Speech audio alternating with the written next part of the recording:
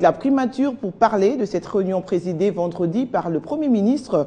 Réunion axée sur les dernières instructions du chef de l'État, une question cruciale qui concerne surtout le développement de la RDC à travers les infrastructures des communications routières. Pour ce faire, le chef de l'exécutif national a réuni autour de lui le ministre des ITPR, le directeur général de l'Office des routes ainsi que le représentant de l'AMECO. Ils sont tous directement liés au programme de réunification de la RDC par voie routière. Cette rencontre démontre combien les chefs de l'État accordent de l'importance aux infrastructures routières. Après des moments de salutations, les choses sérieuses peuvent ainsi commencer, à l'exemple de la signature de quelques accords afin d'activer encore les travaux. Merci. Dans le cas d'espèce, il était question de signer un contrat avec l'ONG AMECO pour la réhabilitation de la route entre Mbujimayi et Cabinda sur une distance de 150 km. Donc ce contrat va permettre d'organiser les travaux et procéder à la réhabilitation de cet axe routier sur une durée contractuelle de 15 mois. La volonté est mise et le Premier ministre veut faire respecter les instructions du chef de l'État. L'action missionnaire et évangélique du Congo, représentée ici par Paul Lao, a déjà fait ses preuves en collaboration avec l'Office des routes dans la réhabilitation des routes. Nous avons manifesté notre volonté et notre capacité de faire les travaux. Nous avons déjà réhabilité Cabinda-Kasongo. Nous faisons actuellement l'entretien sur la route que l'Office a réalisée entre Kasongo et Kindu. Nous réhabilitons encore la route de Kindu vers Kibombo-Samba. On travaille sur le tronçon de Kasongo vers Kambabar et Penemende dans le sud Kivu. On a réalisé la réhabilitation en méthode IMO de la route Mweneditu-Kamina, où les véhicules passent maintenant, au lieu de 3 semaines, une journée, de Kamina jusqu'à Mweneditu. La route nationale numéro 2 a été aussi l'une des préoccupations au cours de cette rencontre. Elle part de Mbujimayi jusqu'à atteindre une partie de l'est du pays, à Rutshuru. En tout, 1400 km. Il y a le segment Mbujimayi-Cabinda qui fait 150 km sur les 1400 km dont on a parlé, qui est un grand défi. Un grand défi, nous avons été voir sur terrain.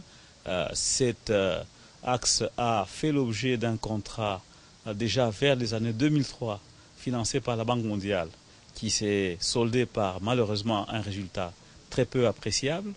Et notre rendez-vous à la primature, c'est également avec Françoise Ngendaayo, représentante de l'ONU Femmes RDC, qui est venue présenter à Matata Pogno le programme que son institution a élaboré en collaboration avec le gouvernement congolais.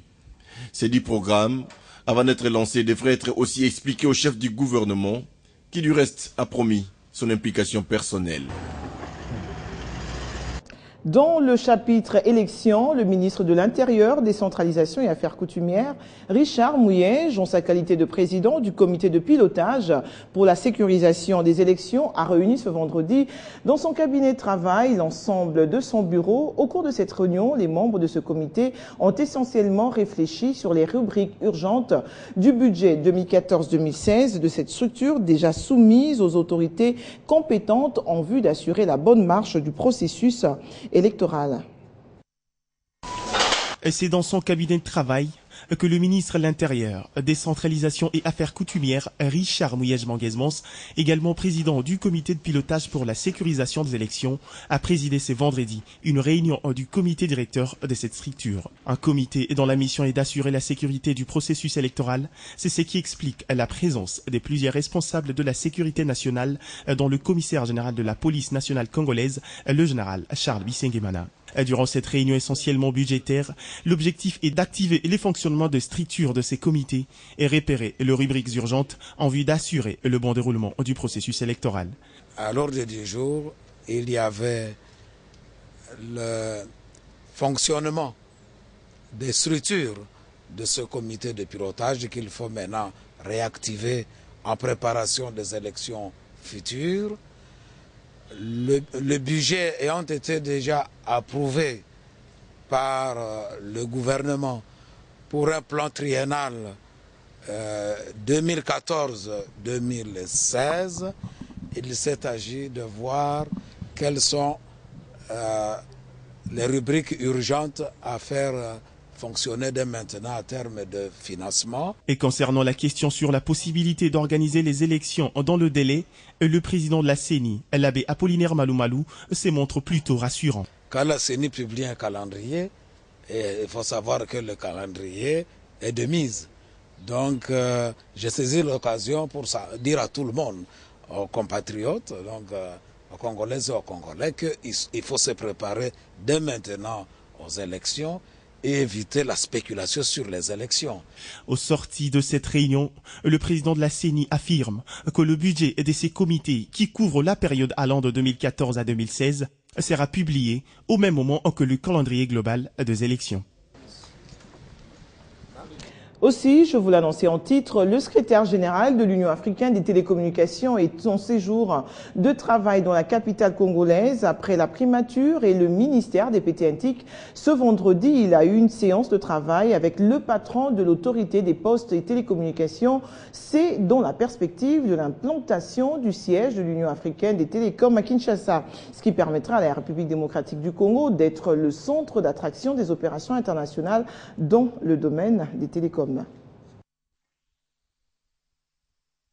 C'est une visite de grande portée pour le secrétaire général de l'Union africaine de télécommunications à l'autorité de régulation des postes et télécommunications après celle effectuée par celui de l'Union internationale de télécommunications il y a quelques mois. Merci bien.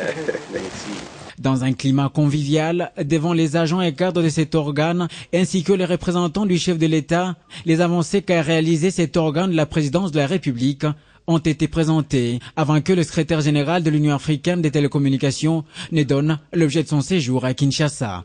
Nous sommes là pour non seulement d'abord remercier les autorités, aussi de pouvoir remplir un certain nombre d'engagements qui demandent à la RDC de prendre toutes les dispositions pour manifester son engagement de faire en sorte que le siège de l'Union puisse revenir à Kinshasa.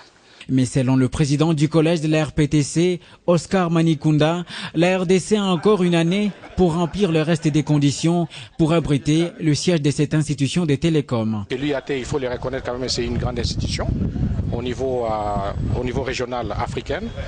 Et la présence de l'UAT en RDC va booster le secteur des TIC et aussi relever l'économie, ce qu'on appelle l'économie numérique du pays. Après cet échange, s'en est suivi la visite des équipements et matériels de contrôle dont s'est dotée la RPTC pour la régulation et la lutte contre la fraude, surtout dans les correspondances internationales entrantes.